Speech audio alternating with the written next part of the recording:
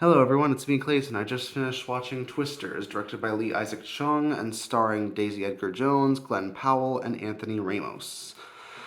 Now, the first Twister back in 1996 was certainly a big hit when it first came out, and it was kind of groundbreaking in its special effects when it comes to Twisters, but certain cliches of 1990s disaster films did rear their ugly head throughout. But nowadays, with the glut of superhero movies and sequels to major franchises, this, despite being a sequel to the 90s film, is one where you can watch it without knowing anything about the 90s film and you'll be able to catch up with the plot just as well. Which is good, considering that on its own, it's a pretty solid disaster movie with some amazing effects, particularly for the storms. Let's get to the story, shall we? The story follows Kate, played by Daisy Edgar-Jones, who was researching a way to basically remove the moisture from tornadoes, which would ultimately dissipate them before they could cause any real damage. But after an incident that costs her the lives of 3 of her friends, including her boyfriend, she's working as a meteorologist in New York. But when one of her colleagues, played by Anthony Ramos, returns to recruit her to basically try out some brand new technology that can hopefully be used to stop tornadoes in the future, she runs into a tornado wrangler and lovable hillbilly named Tyler Owens, played by Glen Powell. And the 3 of them, along with their respective teams, basically try to stop these tornadoes from occurring while Kate and Tyler get closer together as the city girl and the rodeo boy end up developing a bit of a romance.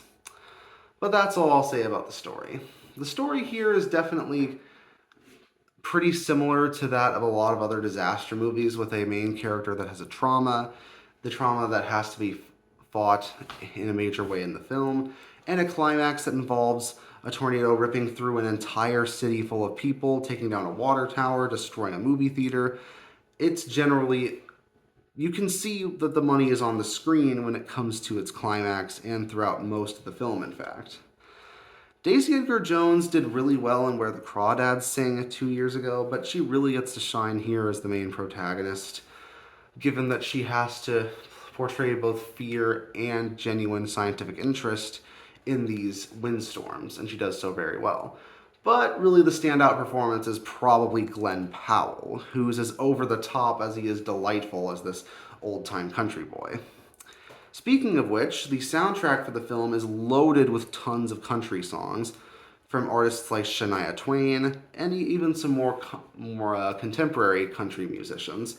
And given that those songs aren't usually used on Hollywood soundtracks, it'll get a kick out of people who are a fan of the musical genre.